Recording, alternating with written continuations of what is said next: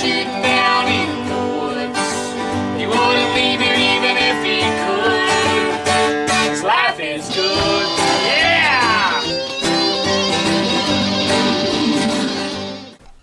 Hickok 45, your internet shooting companion, coming to you from the beautiful hills of Tennessee. Yes, I'll say beautiful even though there are very few leaves left on the beautiful trees on the beautiful hills and in the beautiful valleys, right? That time of year, later December, when things are just not as pretty, let's face it. It's just the way it is.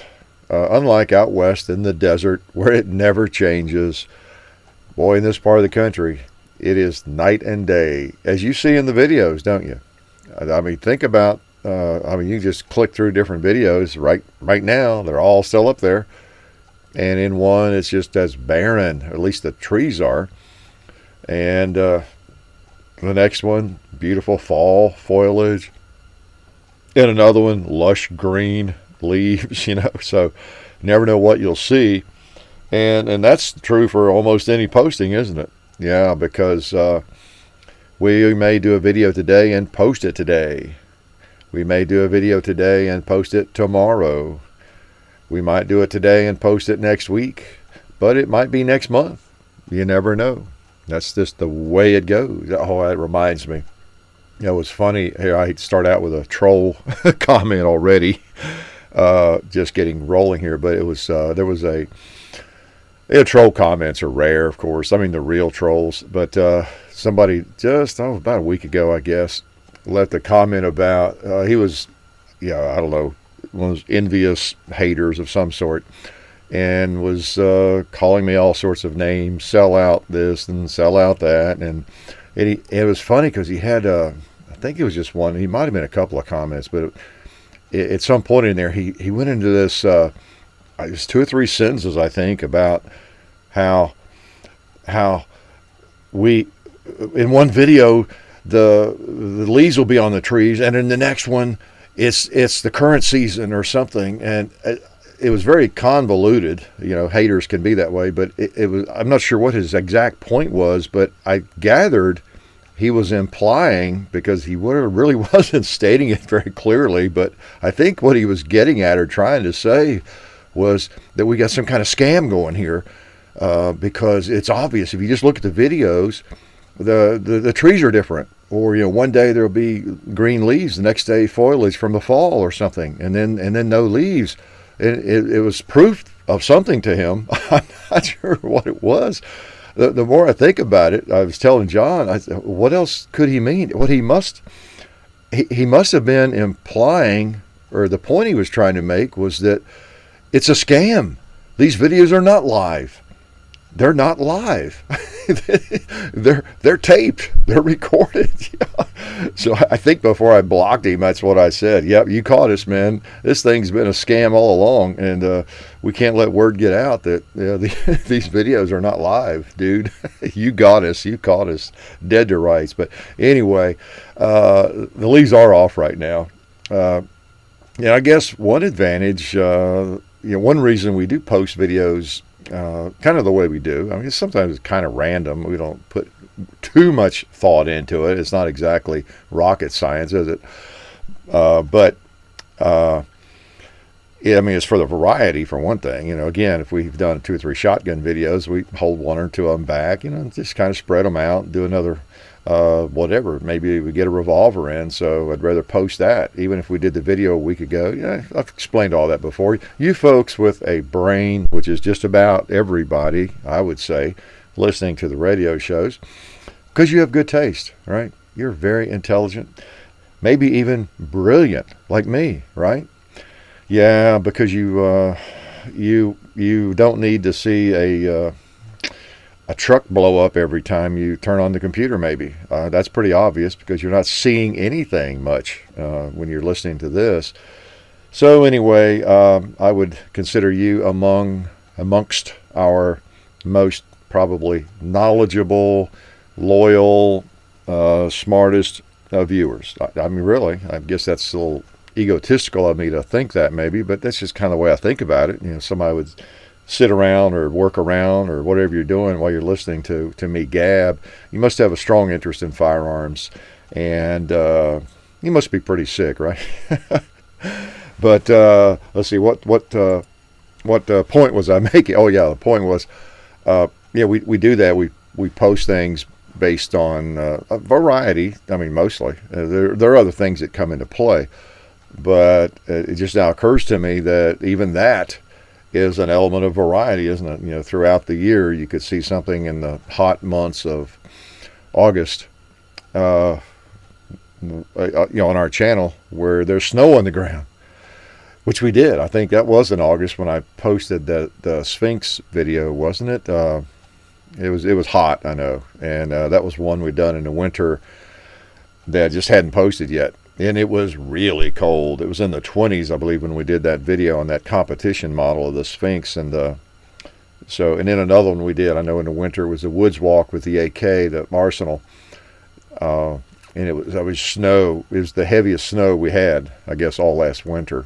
I remember when we did it, I told John we ought to hang on to this and post it when it's hot in the summer and sultry and humid and just for kicks. But anyway, that does add to the variety. And even if it is all secretly a scam, so if you're one of those people who thought you were watching a live show and you think you caught us because the foliage changed, yep, you did. You caught us. Oh man, that's part of the fun doing this. In a way, we're dealing with the public. I guess anytime you deal with the public, although I consider shooters kind of a more quality slice of the public, people who are generally into, I don't know, maybe that doesn't make sense, but it makes a little sense to me. People who have picked up the hobby of shooting are, I don't know, they're not necessarily a different breed, but they're not as worried about what people think. You think about it. If you walk into gun shops, you think about buying a gun, you buy guns, you buy ammo. You must be somebody who is not too worried about being politically correct, right? Yeah, that says something for people, even though that's gotten a lot easier since so many people now are into firearms. But also the fact that you have a hobby. You do something besides go to work, come home, read the paper, read the internet, whatever you do, watch TV, watch a sitcom, go to bed, get up and do the same thing over again. I mean, you have an interest. You have something that's fun to do, and something that requires a high degree of safety, of attention, being conscientious about it, really. So I really do think you are a notch or two or three above a lot of folks, and in different ways. We're not necessarily any smarter, but we're not afraid of what people think. You're bound to have some neighbors who don't like guns, probably. So what? You buy them anyway. This is your hobby. It's your sport. So anyway, I don't know. I think I lost my path on all that. So let's wander back to the main trail and see what else we were going to talk about. What else we were going to talk about? As if I know what we're going to talk about. I had a couple of ideas, but who knows if I'll get to them. Been doing some fun videos lately. Again, posting order notwithstanding. And I hesitate to tell you what we've been doing. Man, I don't know. I always feel like on Facebook and on the radio shows, the folks that go there and go here, listen to radio shows, deserve a heads up. Get a little inside information on what's going on, perhaps. But comes back to bite me sometimes. I've had quite a few comments lately on Facebook and elsewhere about, when are you going to post this video? When are you going to post that video? I know you did it because you posted a picture of that gun on Facebook, and that kind of thing. Or you mentioned the radio show. So I don't know. Maybe I need to shut up about that stuff, about the firearms. We'll see. But we have done some fun things. And like I need to say that. Shooting is fun almost regardless what handgun, rifle, shotgun you have in your hands. If you're a shooter, and I'm sure you probably are, or at least you want to be, you know what I'm talking about. But we got the shotgun out, the Mossberg 590A1 this week. And I don't know. I really am sick, I guess, because I just thoroughly enjoy them all. But shotgun, and guess what we did? We did a Slugfest 2 video. Oh man, I mean, I could do one of those every week. Maybe we start a Slugfest Sunday a tradition or something. Then you get tired of Slugfest, wouldn't you? And maybe I would, but they are fun. Got to do that more often. Of course, really, almost every time we get a shotgun out, I throw some slugs through it, and I'd have some fun, doing that. But when you call the video Slugfest, that pretty much demands some slug action and maybe nothing else, right? And that's what we did. Nothing but slugs. I went to the basement and dragged out a bunch of federal slugs and poured them into the famous basket and shot a bunch of them.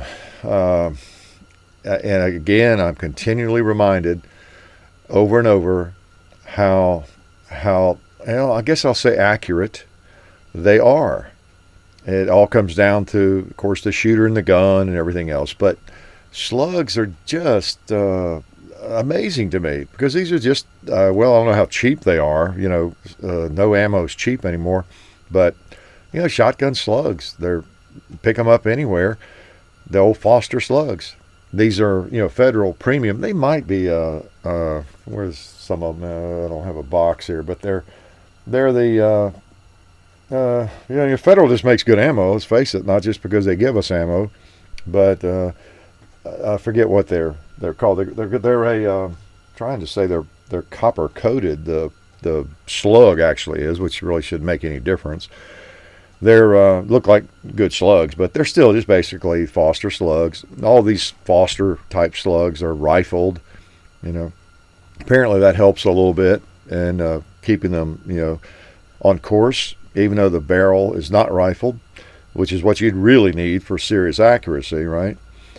But I'm just continually surprised. Not too surprised anymore, but impressed, I guess is what I should say, whenever I'm shooting slugs.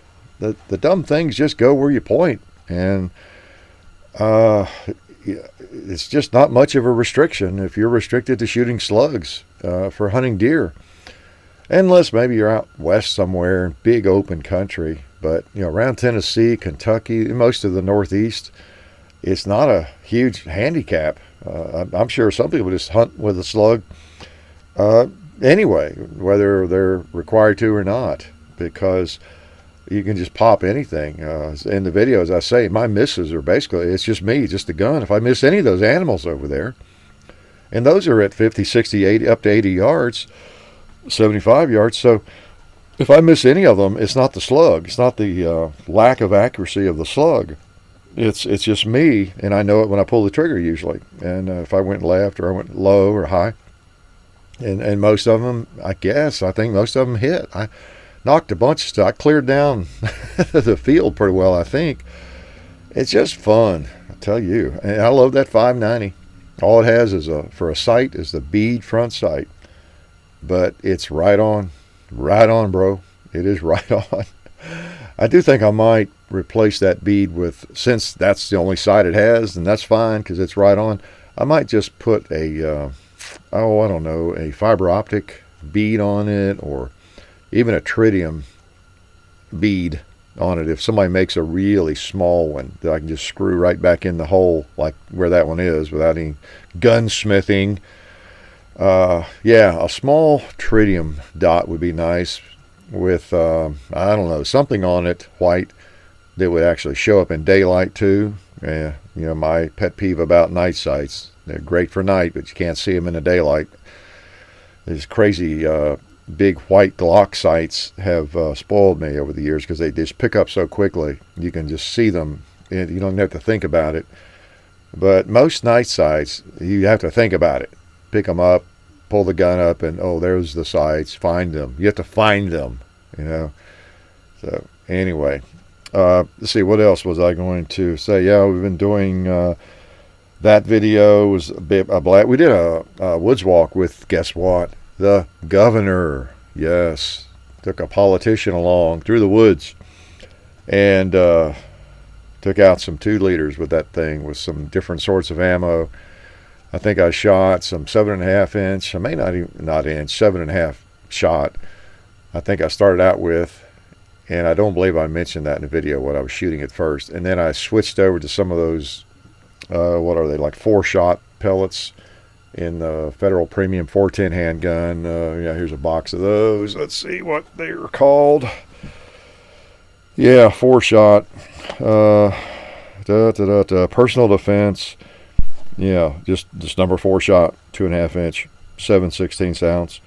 Muzzle velocity 950 feet per second. Personal defense. Yeah, some of those I switched to, and then I even put in a ring of 45 ACP at one point to really take one out. Threw some heavy lead at him. So, and then I finished up with some birdshot because we caught one in a tree, I believe, which is a lot safer. You don't want to be slinging 45 caliber slugs into the air, up in the air, unless you are out in the middle of the desert somewhere. So anyway, that was fun. The governor and these types of guns, the judge, boy, they are guns that people love to hate and condemn. I happened to have it in my hand. But I tell you what, you could really do a lot worse. I know I've said that before. The thing is reliable. Well, the judge was actually. The Smith, the governor, is a step up in quality, and you just really feel like it's not going to hang up. It's going to work, and you have that flexibility. Now it's awfully large to carry, although it's not that heavy. But boy, I tell you, for certain applications, and I'd feel quite well armed with it, even though a lot of people tell you they're just gimmicks, and you're not going to be able to do anything with a 410, shell of any kind. But I don't want them coming at me. It's going to stop me if I'm doing anything aggressive, that's for sure, and lethal. What else have we been doing? Oh gosh. Oh yeah, you've probably seen the picture of the Chiappa Alaskan in the 44 Magnum. That's a nice rifle. Enjoyed shooting that. Little North American Arms Derringer, our mini revolver. Did some videoing with that. Got the Battle Rifle Company AR back out. You remember the one we did in the storm? That one that has some mixed reviews.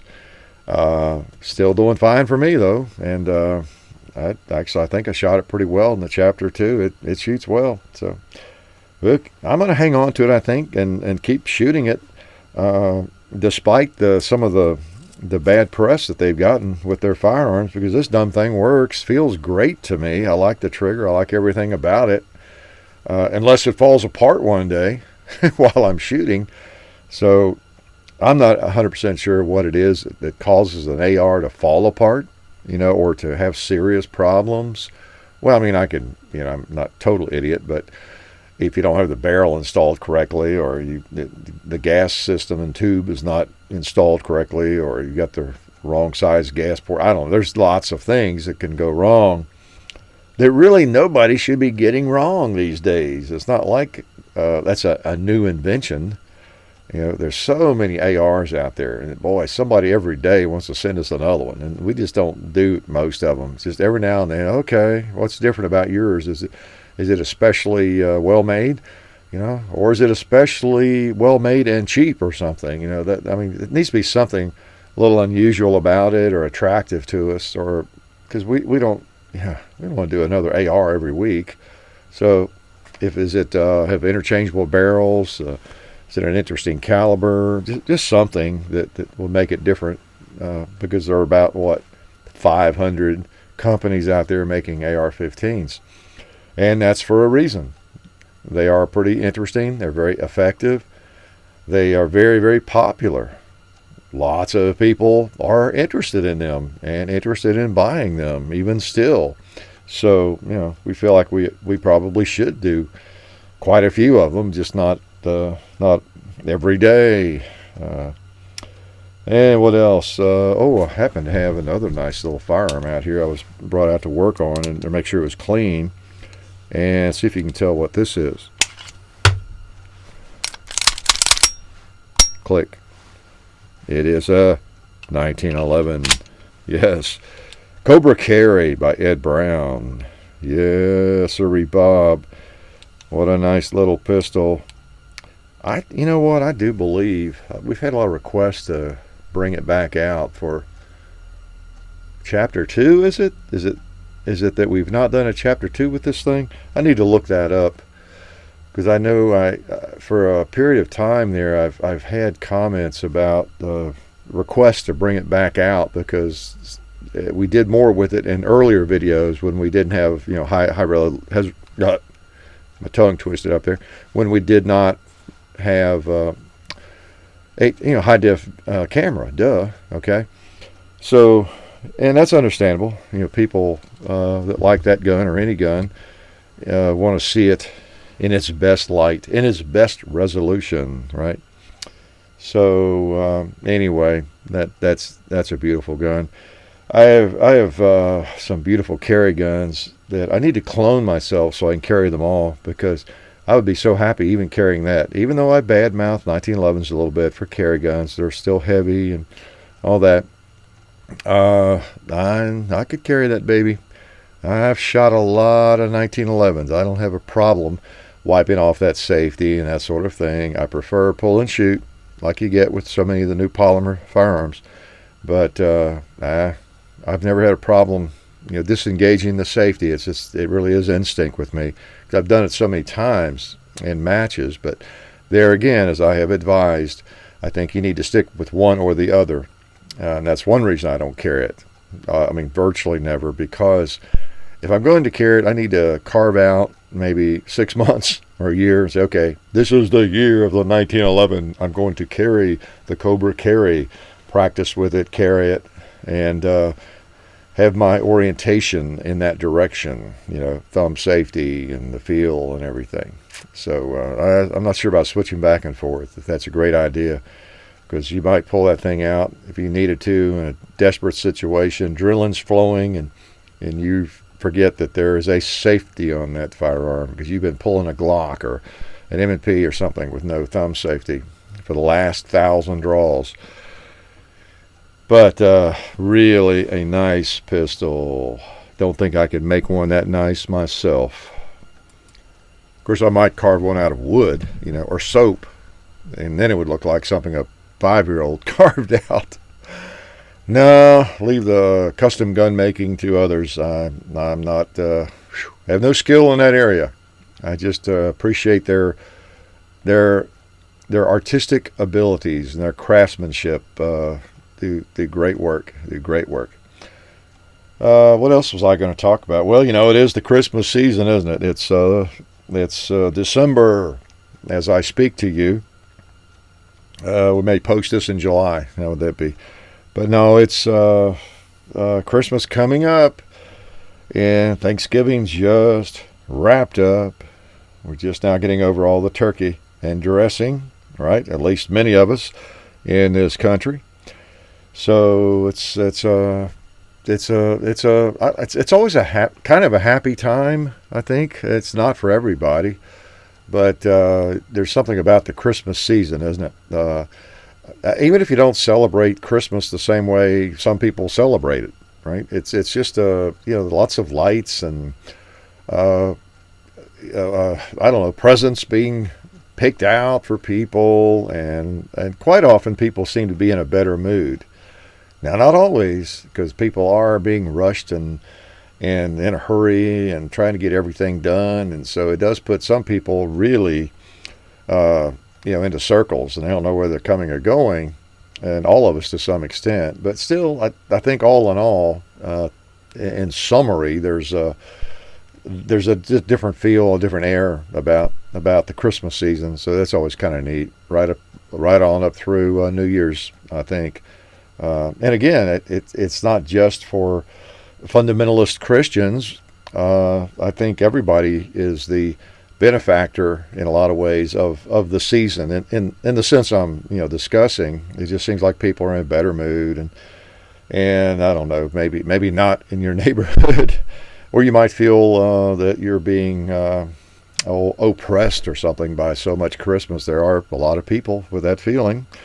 And I don't know. I think sometimes we just try too hard to get ourselves worked up and offended about things. And I mean, I could be in the same camp. I don't want people pushing anything on me of any kind, but of any type, any nature. I don't like that myself at all. Or assuming I'm a part of their club. So I can relate to any of that, really. But I don't know. I still think we get a little bit too worked up about it, and we're too easily offended.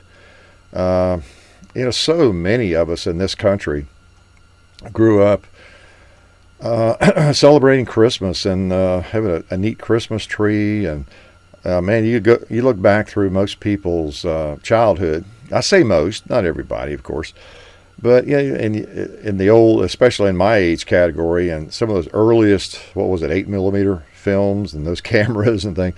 If I went back through some of that stuff, I have the camera always came out. It wasn't something people always had on hand because it was just more of a problem and more expensive and everything. But you would see in most people's home movies, the holidays and birthdays and, the Christmas and the Christmas tree and opening their Christmas present and getting their bike with a bow on it and those cool trucks or the doll, opening it Christmas morning, and that rough footage that, is not very good and shaky and, looks like a 1998 digital camera or something, or worse. But it's just a part of so many people's culture. And regardless how you feel about it religiously and in the quote unquote meaning of Christmas, whatever the meaning is for anybody, it's just kind of a happy time. And you would think that more people could just look at Christmas, if they don't observe, say, the religious significance of it to Christians, that they could just see it as a happy tradition. I mean, it's just a cool time. Everybody, gets each other presents. We put this tree in the house and decorate it, and we fix different meals than maybe we normally fix, and we celebrate family together and all that sort of thing. What's bad about that? I mean, that's all good. And for whatever the reason, if it's just because it's your tradition, or it's because you see or apply or believe deeply religiously about it, either way, what is the difference? People just want to be offended sometimes, and I can sort of understand some of it, but I don't know. We're all kind of thin-skinned, I guess, over certain things. We gun owners, I guess, should be able to understand that, gun rights advocates, because sometimes we're quick to take up arms, figuratively speaking, against people that want to deny us our rights or assume things about us. So I don't know. Still, it seems that if people could just live and let other people go about their merry way, doing what they like to do, what they prefer to do, following their belief systems, the way they want to follow them, their cultural traditions, the way they want to observe them, and be happy that there are all these different people and cultures celebrating things in different ways, celebrating different things.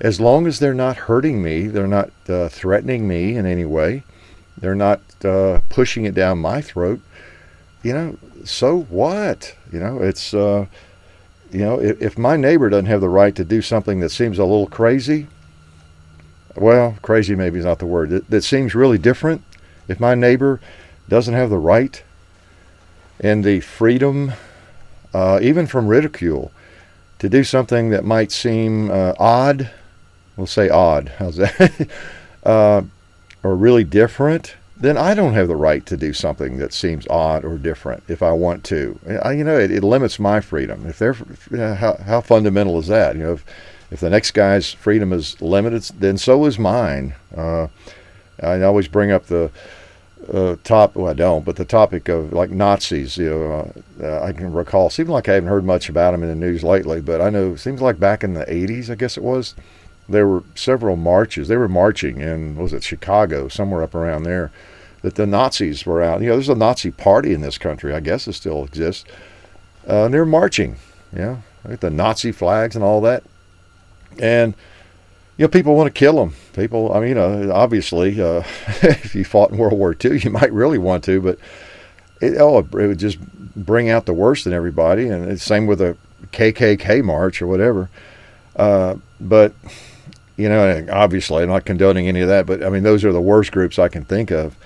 But it's a good illustration, I think. If you belong to the Nazi party, or you wear a white sheet around and you're a member of the Ku Klux Klan, I guess, in this country, you've got the freedom of expression, freedom of speech, and you can, within reason, you can't block traffic, you can't do a lot of things. As long as it doesn't affect other people, you can go put your white robe on and walk down the sidewalk, put your Nazi flag on, and drape yourself in it and go march with your comrades if you want to, I guess, and if you're not hurting anybody. So it's hard to swallow that stuff, especially if you're a minority.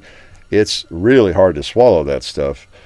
But then again, it's what makes this country, great. The fact that, as long as you're not hurting anybody, you're not threatening them, you go do your stupid stuff. And you can even march and protest and do stupid stuff as long as you're not hurting anybody and causing trouble. And if you are a member of one of those weird groups like that, in some ways it's advantageous, I guess, that you are able to get out and march in public, because at least you're out there in the open and we can see you. It's those hidden groups that are more scary, and you get right down to it. But I got off there kind of on a tangent. But anyway, it's a good season, I think. However you celebrate Christmas, or if you don't celebrate it, or whatever you celebrate this time of year, it's just kind of a neat time. It really is. And to hang out with your family and friends. Hopefully you have both. Really. I really do hope you have friends and family. Some people don't. But you probably have a circle of acquaintances. You carve out your life wherever you are. But in a world of superficiality, there's so much in the world, and so much of media is so superficial, so shallow, so stupid, so marketing driven, that I don't know how people can be grounded at all if they don't have something. And you can always count on your family and your really good friends. We call people friends when they're really not. If you have 2 or 3 really good friends, that's probably rare. You have a lot of acquaintances probably. Your friends on Facebook are not necessarily your friends, real friends, are they? The people you can talk to about anything, people that accept you for who you are, just like your family, and still like you, even love you, that kind of thing. That's what I mean, a real friend. And hopefully you've got that, because wow, it is just a crazy world out there when you think about it. And we have so much media coming at us. Some of it we choose, some of it we don't. And so much of it's agenda driven. And so many people are agenda driven.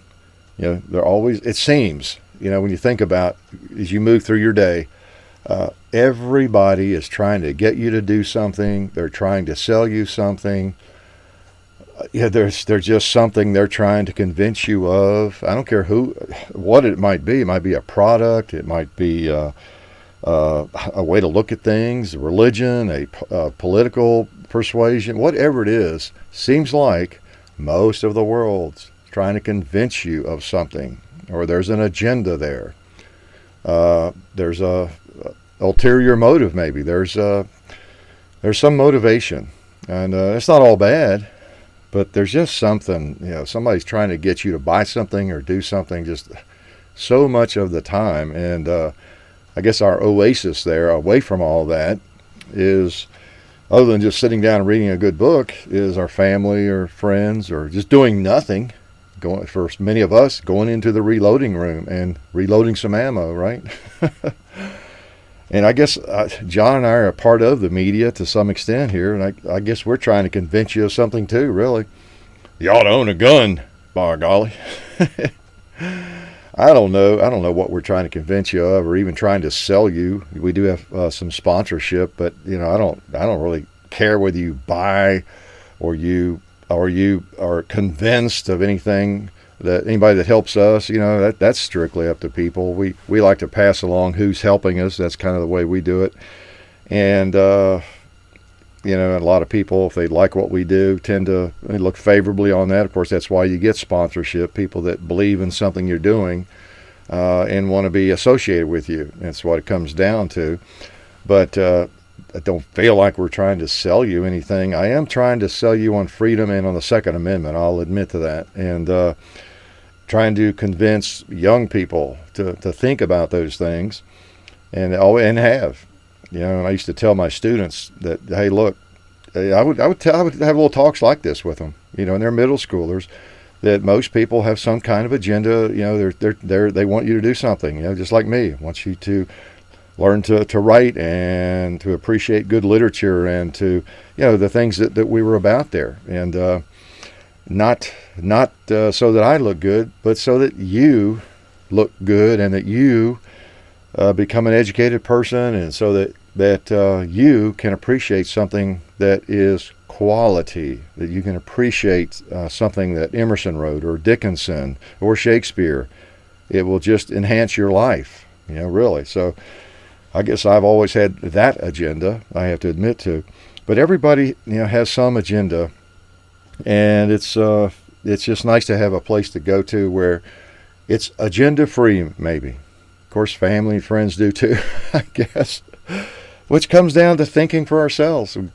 I'm not sure as many people do that these days. Now, this is my little philosophical segment, right? But I'm not sure people think for themselves that much. I think we're thinking for ourselves, but we really have to reflect on that and try to look at ourselves objectively and ask ourselves, are we really thinking for ourselves? What are the influences out there, and how have we been influenced, and how has that made us what we are, maybe? I don't know, but to me, being able to think for ourselves is just so important, because you see it.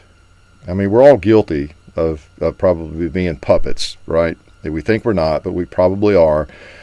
But I think at least if we realize that tendency and we're trying to think for ourselves, at least we're making a stab at it.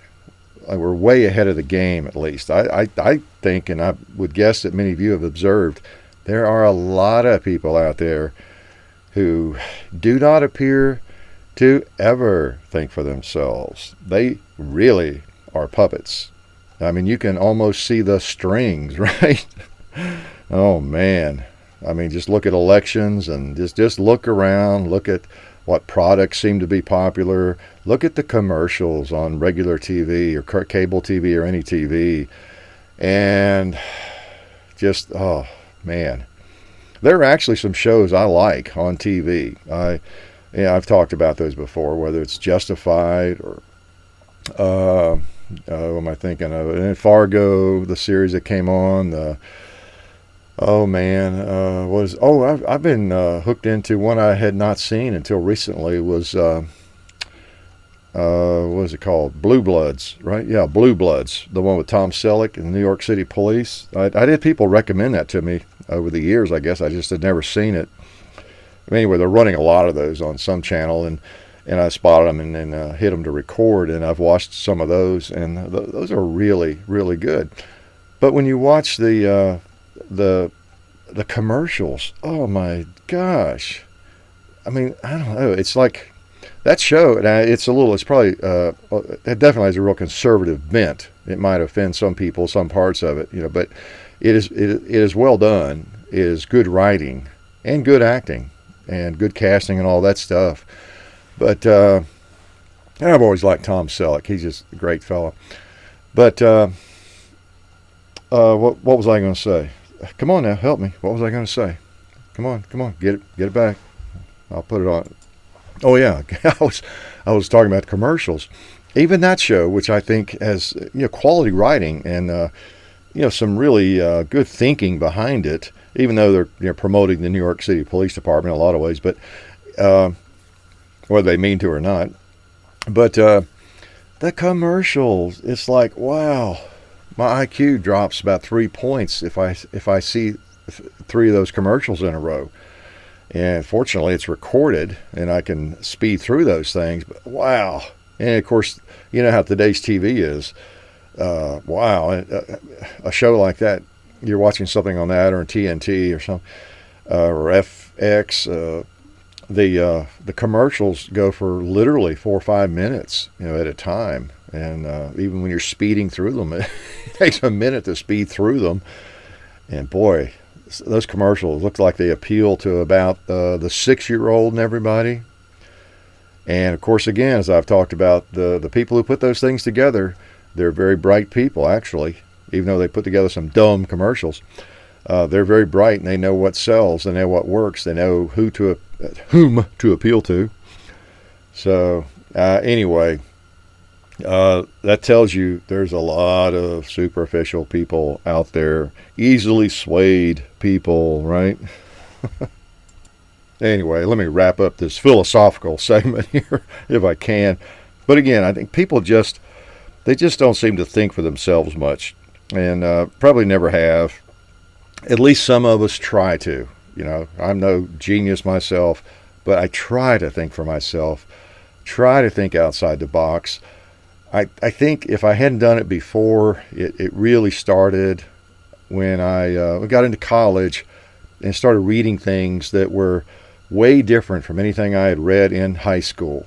Emerson, Thoreau, and that led to other good writing, of course, the great poets and philosophers, whether it's Nietzsche or Emerson, anybody, Ernest Becker, of all people. You may have read some of his works, but Pirsig, I could name lots of some of my favorite, Whitman, just great poets and writers. But I don't know, that shook my brain up enough to where I think I got at least some inkling, some idea of how rigid my thoughts had been maybe in the past, or how I just hadn't thought very much. I don't know, hadn't thought very deeply, or as deeply as I thought I had. I don't know.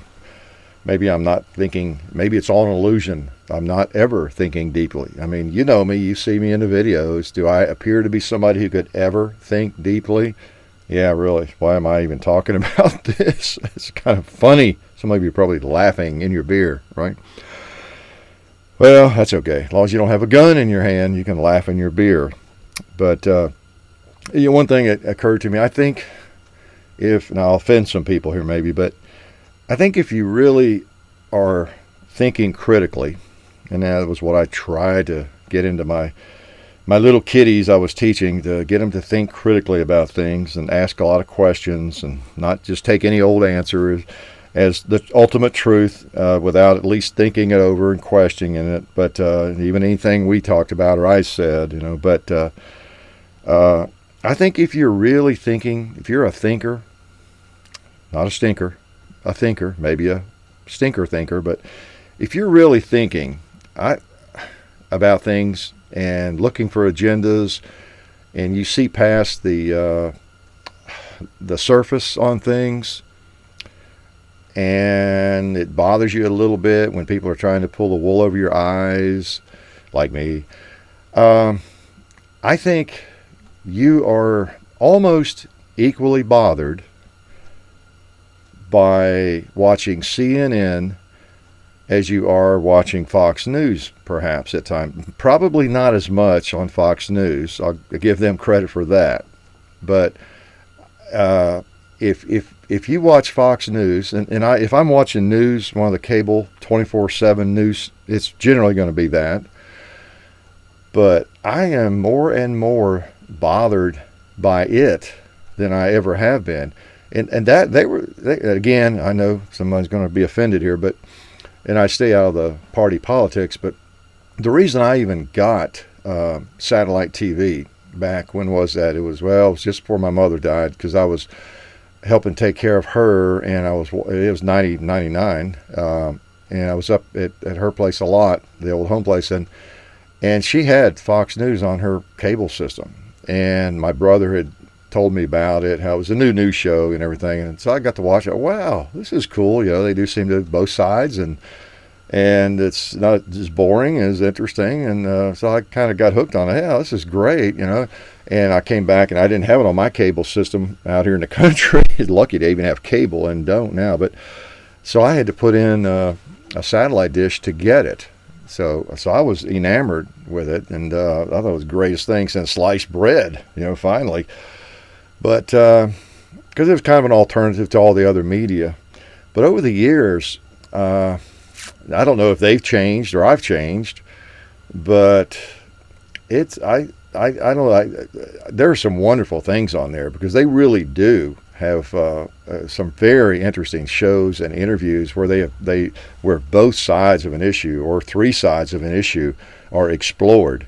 Really do. And then, of course, you got John Stossel on there with an alternative view, with a regular show, and you got all that. You got to give them credit. And I don't see as much of that on the other news stations. Maybe I need to watch CNN more often or MSNBC. I don't see much of that on those channels. Tell me if I'm wrong.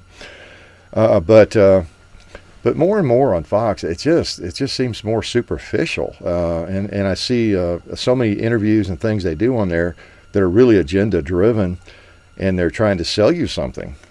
I can't tell you how many times I've seen this. Oh, there's an interesting interview. They're interviewing this guy about some dangers of whatever's caffeine or some or aspirin, whatever it might be. And it goes on for 2 or 3, 4 minutes, and then towards the end of the interview, you realize this guy they're interviewing, he's an MD or he's whoever he is, some professional, and he has a book about this.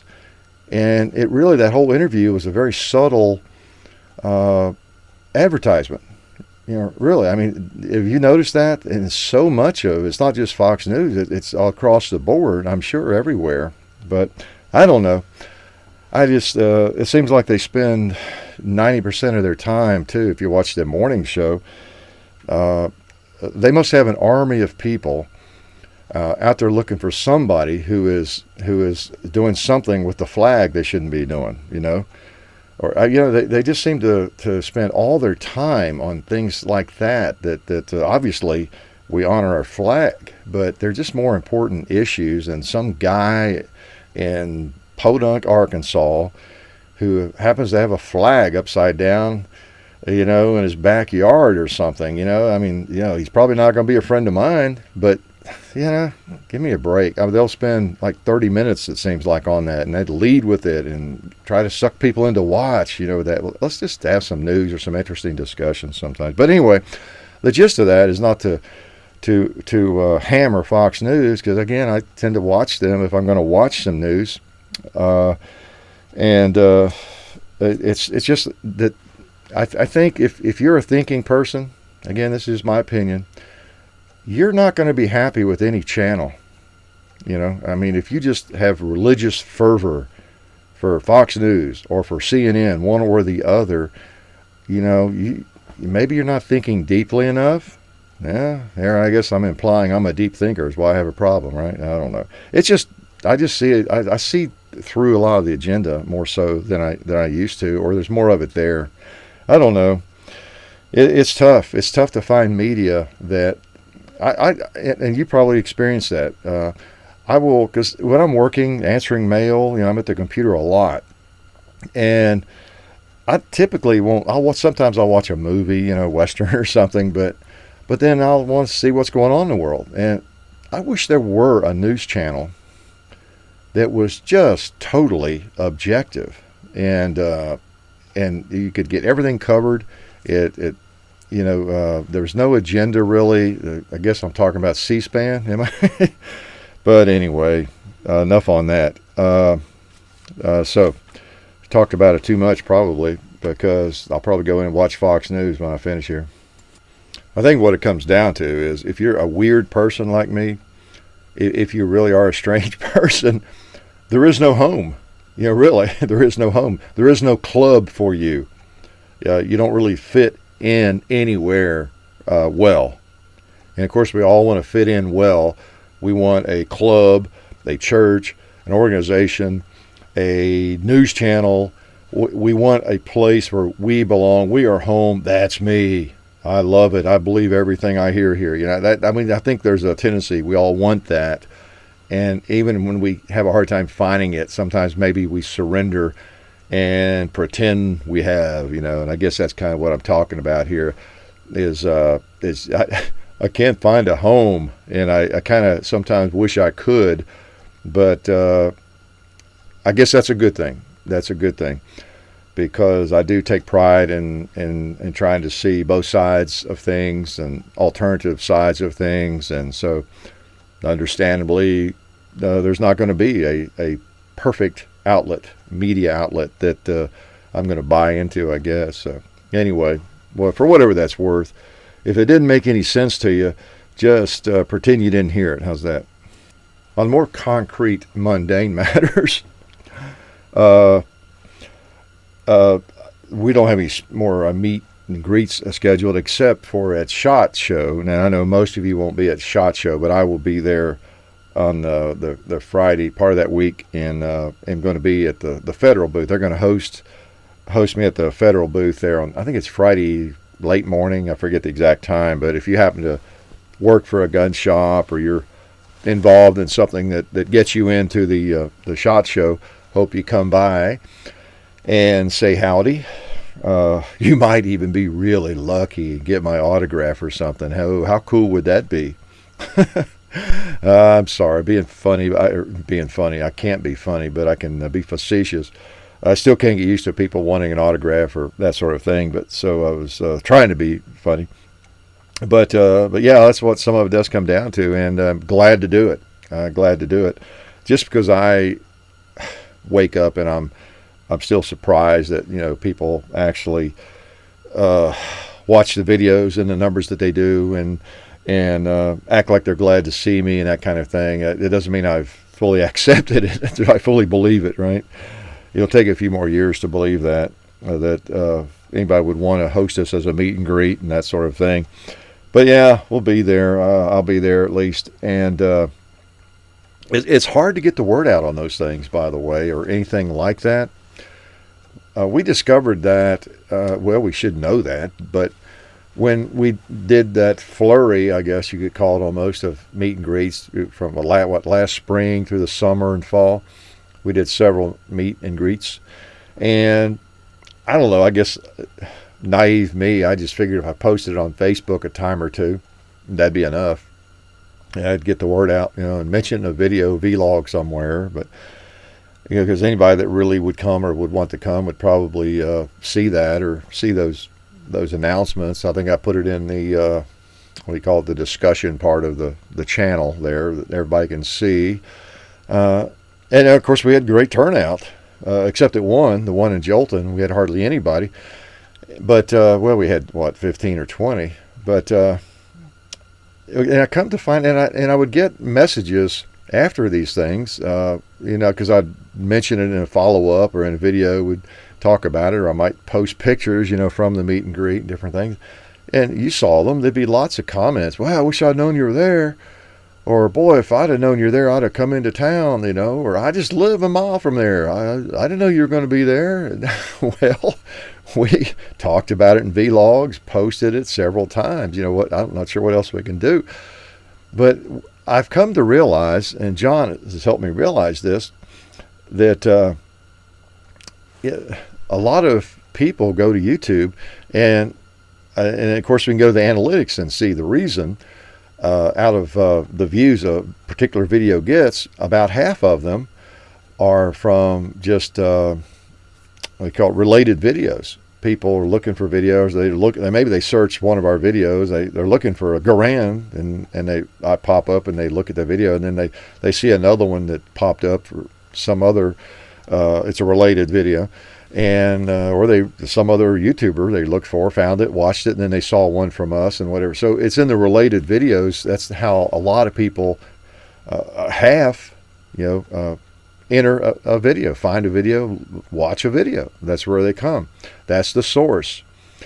And it's not that many people that you would think, like if a video has the first 2 or 3 days 100,000 views. Well, you got to figure only a percentage of of you all came to that video by going to the home channel page or something, or going to Facebook and reading the announcements and then going to look at the video. So a lot of you may do that almost exclusively, but the big numbers of people don't really.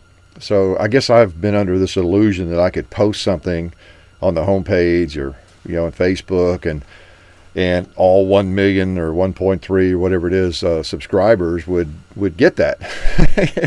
and it really doesn't work that way. YouTube doesn't work that way. It is more difficult to get the word out than you would think, unless it's something in every single video for a period of time, maybe a year or two, and then everybody would know. It's the same reason you see on video comments, hey, how far is the gong, or did you serve in the army or whatever, all those questions that I've answered many times have FAQ videos on them, but we still continue to get them because people don't run into those things. They may have never even been to the homepage and know we have a playlist of FAQ videos that cover all those things. So it is a challenge getting the word out. It's virtually it's impossible.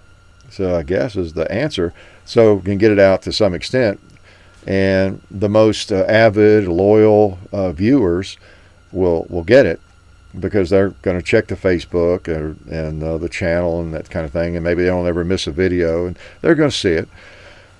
But not the big numbers of people. So anyway, it's tough to get that word out where we're going to be and when we're going to be there. There will always be lots of people that will come on afterwards, after the event. Oh man, you were in Las Vegas? I wish I'd have known that. Well, we announced it about 10 times.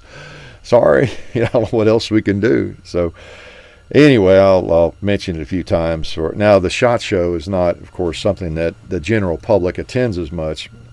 This year, the NRA convention is going to be in Nashville, so we'll definitely be there. It's only about 30 minutes away, so we'll be at that a lot. But so anyway, thought I'd mention that irrelevant fact there that you were dying to hear. Speaking of contacts and communication, if you need to contact me, there I am on Facebook, and I read pretty much all the messages. I cannot answer them all, so please understand that. I do wish that well, some of you do have maybe a pretty good sized channel going. I wish all of you had, excuse me, 100,000 subscribers, and if you did, you would understand very, very quickly why I can't answer all the email. Because again, with 1.3 million or whatever it is, there's no way. And it still is frustrating because I'd like to be able to. And I do answer a lot of it. Now, you all know that. You folks out there that contact me, I do answer a lot of your email. I'm sure some of you listening, I have not answered you. And sorry about that. It's and again, this is another thing I've said over and over. If you're asking me something that's in an FAQ, or you're saying, hey, can you do a video on such gun?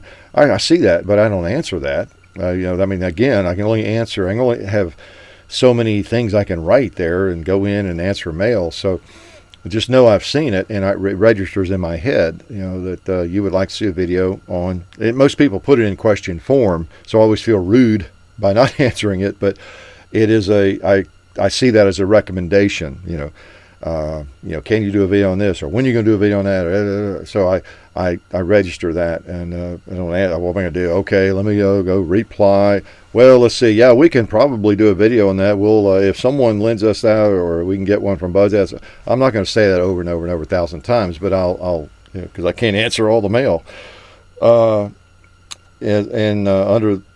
In that light, please keep that in mind. And if you write me, make it brief, and it needs to be something, unfortunately, that requires a brief answer, pretty much. Okay, I'll get comments.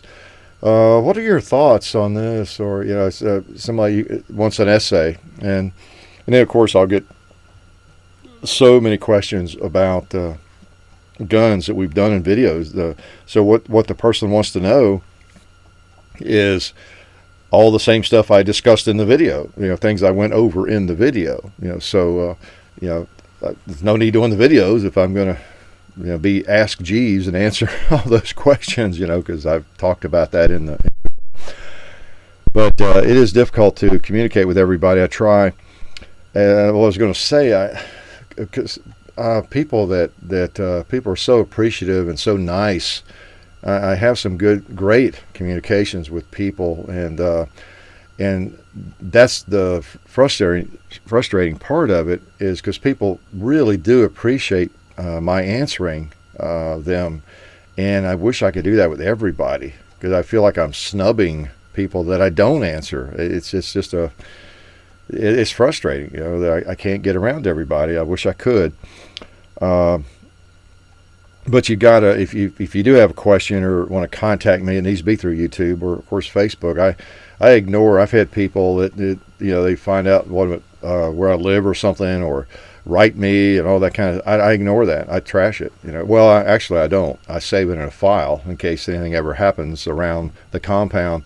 I have a file of people I know that in addition to video footage, they know where I live, that kind of thing. So I don't trash it, but I never answer that. Okay, you got to contact me through Facebook or YouTube, that kind of thing. And I'm reminded of that because and you may be listening. There's a fellow who had a gun. He wanted me to some kind of modification to a Glock, and he tried to run me down here recently through a couple of gun shops that know me and that kind of thing. And again, that's no way to reach me. There I am on Facebook and YouTube. So it's don't hassle the gun shops, please, that know me.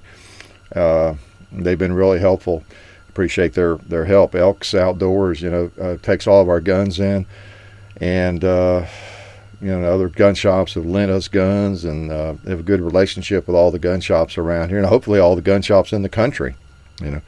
So I'm a gun shop hound. I am. I was in 2 today. If I go to town or I get out in the car running around, I'm likely stopping 2 or 3 different gun shops.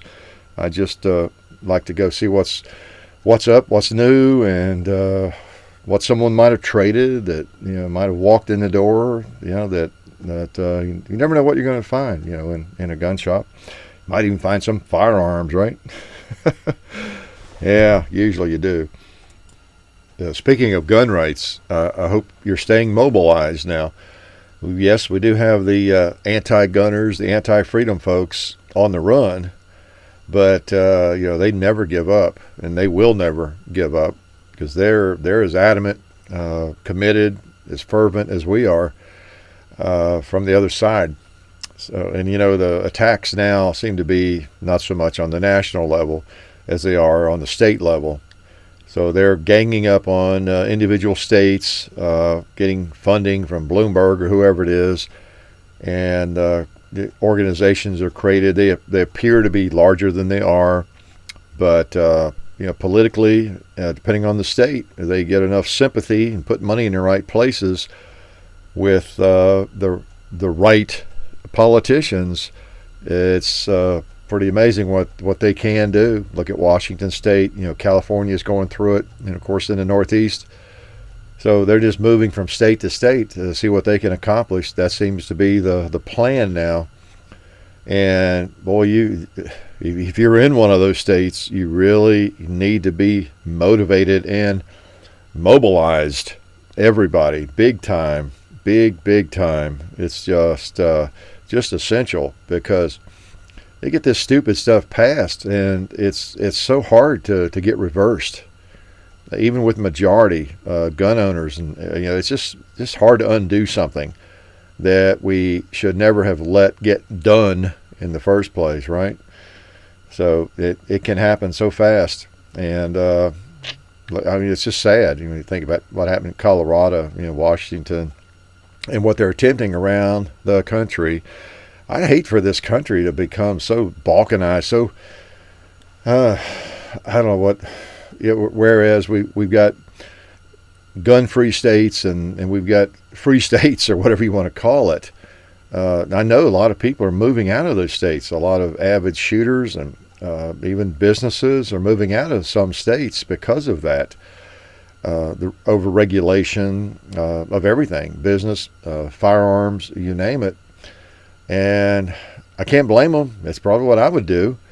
But I don't know. It's going to be a weird patchwork of United States in 30 years, isn't it? If that trend continues, I don't know. You may need a passport to get into to New York or California, if you want to even go there, right, in 30 years.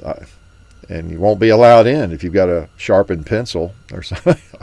I don't know. That's not an ideal situation either if we're going to maintain the United States. But it's just, fight when you can. Keep abreast of the issues.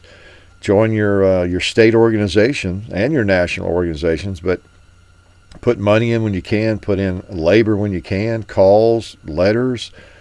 And do what I always advise, just make sure you're spreading the gospel of gun ownership. You're a responsible gun owner, and you make people aware of that. And we've got an army of us out there now. The gun ownership has grown exponentially, but it still doesn't, that alone doesn't solve the problem. It's a huge first step, though. As I always say, you give a person a firearm they've never owned before, and they suddenly become much more aware of the political overreaching and the regulation of that firearm that they enjoy so much. So the more people who enjoy them, the better off we are, and that own them, that have carry permits, that want carry permits. That's all good, and it will take us a long way. So continue to spread the joy of shooting. I feel like that's our, John and my, main purpose. I guess I could use the word purpose. If we can continue doing that, supporting the Second Amendment, that's kind of our role. Continue to show the fun of shooting, the different firearms and all the various choices, and there's something out there for everybody that's just great fun, in addition to being something that can protect your life, and defend the Constitution. But we've got to really stay vigilant, because I just hate it that some of these crazy things are getting passed in various states. It's sad. It really is that the country has come to this. And I know I'm guilty of this. I tend to think that, well, if we just use reason with some of these people, if they just understood that, guns, this gun line here, I'm looking at this Cobra Carry, it doesn't have a mind of its own. It's not going to hurt anybody. It's only the evil person that uses it for evil purposes that creates violence and that. But I've about decided most of those people on the other side don't care. They know that. I mean, they know that. They just don't like firearms. They don't like people who own firearms. Maybe they don't like the power, other people that have power. Typically these people tend to be of a political persuasion where they enjoy controlling other people, right? That arrogance, they want to control everybody. And our having guns threatens that control when you get right down to it. So that's a lot of it, I think. And it's just, they know intellectually that gun is just a piece of iron, piece of polymer and steel. That's not going to change their mind, I think. In 99% of the cases, they're just convinced there's no need for the firearms. If the number overall was reduced, there'd be fewer people killed. They just can't get that out of their head when that's not really true. Firearms deaths have dropped over the last 10, 20 years fairly dramatically, while gun ownership has increased. But again, the stats don't even mean much to them. They are convinced these guns are evil. So the more we can do to just introduce people to shooting, and of course representing ourselves well, that's really paramount for everybody, and for the young people. I mean, creating the best impression we can for young folks getting into the hobby and helping train them the right way with firearms, and introducing them to real firearms. So many of them have already been using firearms extensively in video games from a very early age, right? So we want to take care as we introduce them to the real thing, because they are going to be interested in the real thing probably, and do it the right way. And of course, then they are an ally, in the war against the anti-freedom people, so to speak, as they get older. But it's a constant battle that is never going to end, and we know that. I mean, common sense and logic would dictate that they would eventually get the idea and reach a similar conclusion, at least similar as we do, that it's not the firearm. I was all around Nashville today running errands and different things. And lots of different places, and ate, and you name it. I didn't see a firearm other than a couple of gun shops I visited, but I guarantee you, I was around probably hundreds maybe of people who had firearms, concealed carry firearms. No problem. And I was one of those people. Everywhere I went, had my handy little Glock 19 tucked right in. Quickly accessible if needed. Didn't shoot anybody. Sorry to say, having that firearm did not cause me to want to fire it. Maybe when I got back here at the range, but it's just common sense. They can see the numbers. You can go to any state, get the numbers. I think we're close to 1 million, or maybe we're over 1 million carry permit holders in Tennessee. So we've got 1 million people walking around Tennessee with a firearm in their pocket or on their belt, concealed. I mean, you can carry open if you want to, but most people will carry concealed. Doesn't cause any trouble. People aren't shooting each other because they grabbed that toy at Toys R Us ahead of somebody else, or got cut off in traffic even, which is, one of those situations where sometimes road rage does take over a person, and long before carry permits, you would hear of maybe somebody getting shot over a road rage incident or run over. But even that's like extremely rare. It's not Dodge City because everybody's carrying guns. It's obvious. You can look at the stats, but they don't see that. That just doesn't seem to register. We have to keep reminding them of it, of course, because there is a certain percentage of those people maybe that are convincible or whatever, that could possibly convert. At least keep them from being so rabid, so fervent. So we'll give them credit that they are smart enough, and some of them are not determined to be fervent anti-gunners no matter what they hear or read. Some of them, have some sense in that regard, I'm sure. But, we just get so understanding that it doesn't really come down to, if I can just convince them, it's so obvious, Yeah, it is kind of obvious to us, but it's not going to be obvious to most of them. So we got to fight a smart fight and make sure we're putting money where it belongs and getting the lobbyists that we have supported. That's why you got to fork over some dollars. Okay, it really does come down to that. It's just like the charities. Hopefully you're supporting a charity. You just got to put some money in. Not a lot, but if enough people do, it really mounts up. If a lot of people put a little money into it, just like a charity, your favorite charity, and then look at the NRA or the Second Amendment Foundation, Gun Owners of America.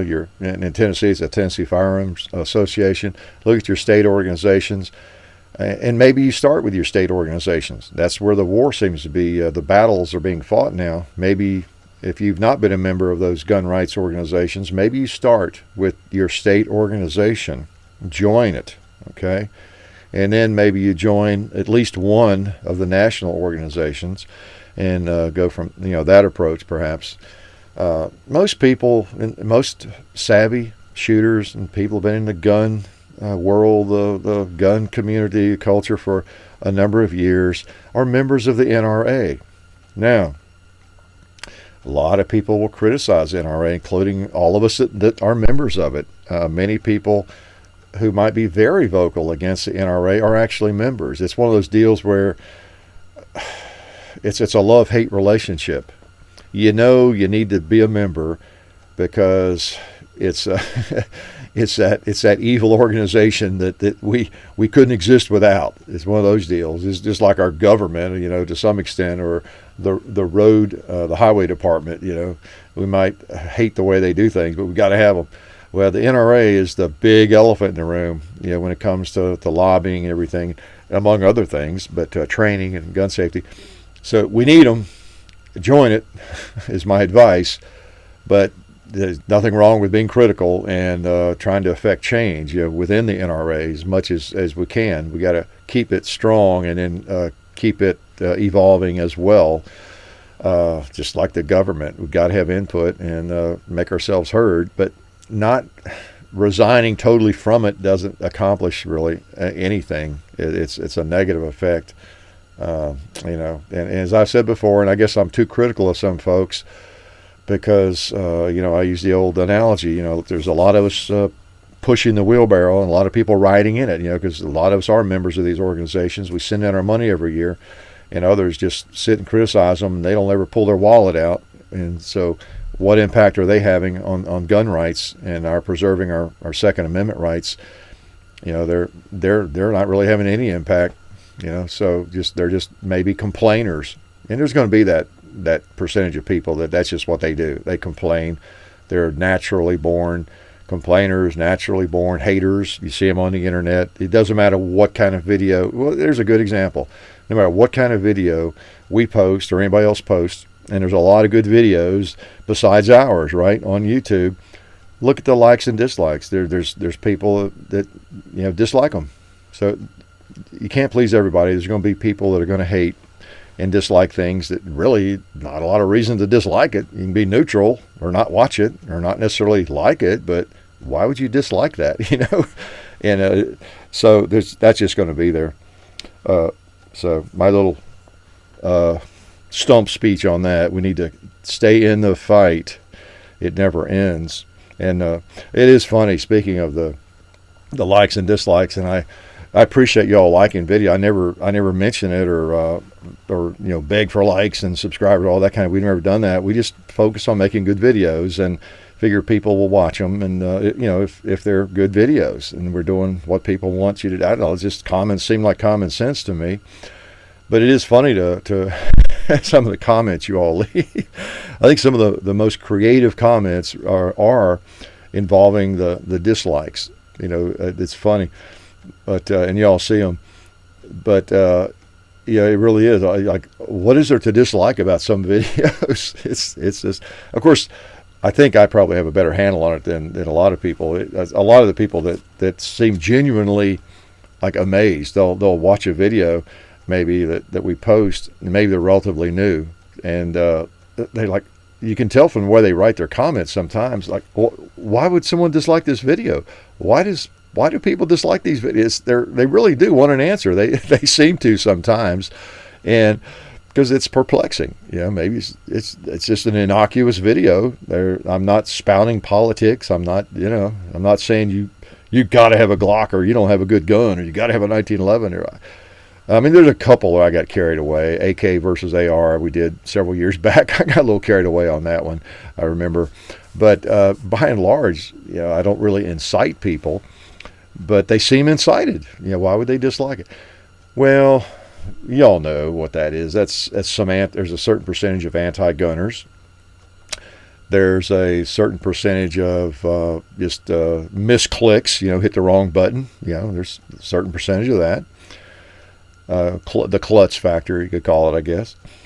And what else would there be? Well, there may be someone who's just legitimately, they didn't like the video because they didn't like the gun. Maybe they thought that's a stupid gun, or I'm a semi-automatic person. I hate revolvers. So, maybe they're motivated to hit dislike. I don't know. And then you got people, the envious haters, that just, there he is again, get sick of seeing him. Which is one thing I used to talk to John about, and have mentioned, I don't know, 2 or 3 years into this, once people started subscribing in bigger numbers and watching the videos, I was like, wow, John, I don't want people to hate to see our videos pop up, like in related videos or people in gun shops because it was a real surprise that it got popular there. And I'm almost afraid of walking in a gun shop. These clerks or people working here, they probably are beginning to hear our name enough to where I can just hear them talking amongst themselves. Oh my God, if one more customer mentions Hickok 45, I'm going to scream. I really feel like that could be the reaction sometimes. And then when I walk through the door, they do scream. You know how it is. Anything that gets out there, and I don't know, any volume or frequency, it's that tendency that I've talked about before. We tend to get this aversion to it just because, well, if that's becoming popular, then I'm going the other way. It's like we've talked about with the firearms. Some people are determined never to try a Glock just because there's so many of them out there, or to never try Dillon presses because everybody brags about them. That kind of thing. So that's kind of a natural reaction. I think I have some of that myself, and since I can relate to it, I really was a little concerned about it. I don't think it's happened too much, like in gun shops or places, but I'm sure it has. So I don't know. I guess I'm looking for something to be concerned about, right? When I'm concerned about that. I mean, that's what most people want. If they're creating something or doing something that's out there on the internet, they want as many people to see it as they can, and you shouldn't worry about that. There's always going to be haters, and there'll always be people who get tired of seeing me. And even though I'm probably the most handsome person on YouTube, don't you think? How come there was so much silence there? Yeah, pretty obvious, huh? Maybe I should wrap up. I'm beginning to wander. Well, actually, I think when I turned the computer on, I started to wander, right? Actually, when I opened up Audacity and had the audacity to start talking, I began to wander. And I'm about out of power. My battery is showing like almost no power. So if we end abruptly, that's what it is, okay? I am using Audacity and the microphone John got me. And some of you have commented that the quality of my voice is a lot better. So you can hear the ramblings and the non-essential meanderings more clearly, right? So I guess I need to wrap it up. But anyway, I hope everybody has a great, I'll say holidays, because all of you don't celebrate Christmas at all. And again, alluding back to my earlier discussion, when I say Christmas, I don't really, and I wish someone a Merry Christmas or whatever. I'm not trying to throw Jesus at them, quote unquote. Christmas is a tradition, if nothing else, a huge tradition, and so that's kind of what I mean by it. So I hope you have a great Christmas season, however you celebrate it, and I really mean what I was saying about friends. I hope you have some friends. You get to spend a lot of time with your family. I'm fortunate enough that I'll be doing that. And there's just nothing like family. Even if you hate them, right? They're still your family. You can always go to them. And even if they're obnoxious, they are your family. Kind of like your friends. If you've got a good friend, you can count on him, can't you? And I'm getting text messages from Cindy Crawford again. I wish she would leave me alone. She's always bugging me, wanting me to go out with her. And, I just don't think my wife would understand it. Maybe if I, work on her a little bit, I can. I get her to let me go out with Cindy. But anyway, she keeps calling me and texting me, and I shouldn't joke about that. I could be sued by the Cindy Crawford Corporation, couldn't I? I was joking, Cindy. I have a long time fantasy love affair with Cindy Crawford. I used to joke about her with my students, that kind of thing. But a lot of you don't even know who Cindy Crawford is, if you're under 30 probably. But she was one of the hot babes from the 80s and 90s, and she still looks pretty darn good, I think. Supermodel, right? Can't look too bad if you're a supermodel, even when you're 70, right? So I guess I better quit talking and go watch Fox News. Again, hope I didn't offend anybody. I hope you understood what I was trying to say there about the news organizations and everything. Just trying to make the point about, I think, trying to think for ourselves. And, it seems like anything you turn on the TV, there is an agenda, there is a downside to it. And we want to be smart consumers of what our brain takes in, whether it comes from MSNBC or CNN or Fox News. there are agendas everywhere, and everybody is trying to sell us something, it seems. And in many, many, many cases they are, and it's up to us to figure out what that is. Okay? In my case, I own lots of stock in Glock, Smith & Wesson, Ruger, and I'm trying to raise the... No, actually I don't. I got a story to tell you about that sometime. That's something I've never told, and it's not regarding stock, it's regarding those companies, it's experience, I guess I'd call it, I had back in the 80s with Smith & Wesson, Colt, I guess Ruger maybe.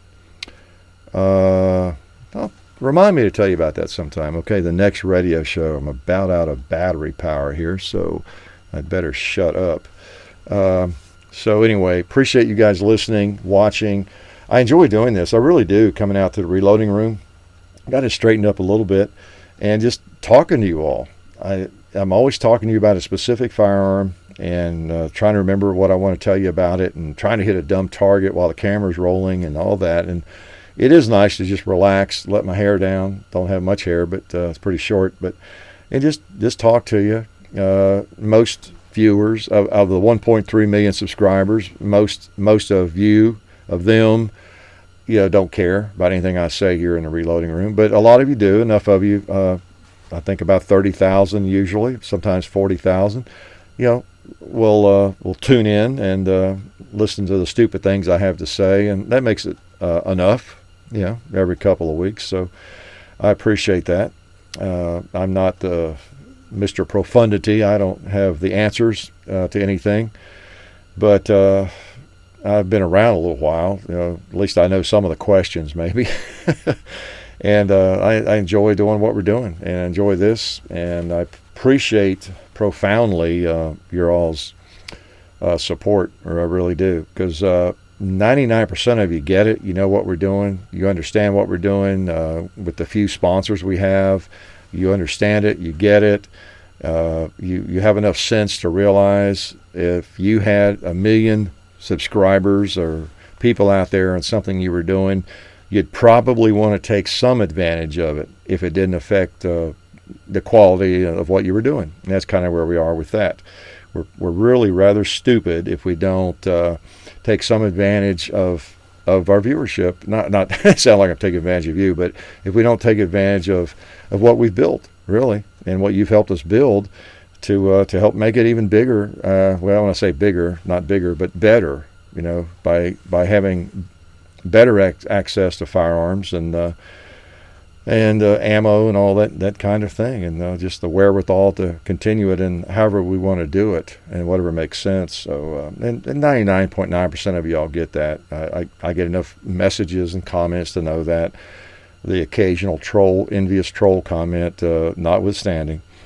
So appreciate y'all being there, and I'll shut up here, and I probably won't talk to you like this till after Christmas, maybe even after the New Year's. So hope you have a great holiday season, however you celebrate it, and make some great resolutions, like you're going to shoot more, buy more guns, right? Remember, I've got stock in all those companies. Buy those guns. I was talking about agenda. That's my primary agenda. Tried to keep it hidden, and here I let it out today. Gosh.